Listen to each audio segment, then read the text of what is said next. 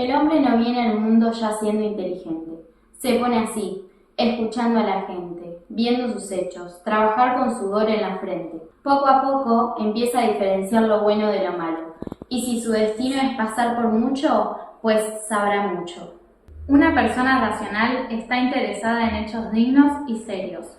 Logra obstinadamente su objetivo e incluso los recuerdos de las dificultades sufridas en el camino resultan gratos al oído y al corazón de sus oyentes. Una persona frívola malgasta su tiempo en entretenimientos vacíos sin valor y sentido. Cuando se da cuenta, descubre que los mejores años han volado en vano y que el arrepentimiento posterior no le brinda consuelo.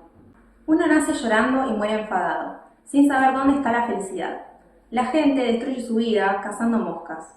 La gente va persiguiendo uno a otro, se pavonea, acumula riqueza y cuando llega la última hora de su vida está dispuesta a dar todas sus pertenencias por un día de vida. ¿Por qué la revelación llega a la gente tan tarde?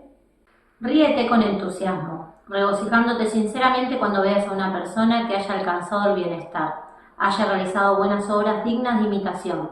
El buen ejemplo enseña a actuar con moderación, a detenerse a tiempo, a no llegar a la embriaguez.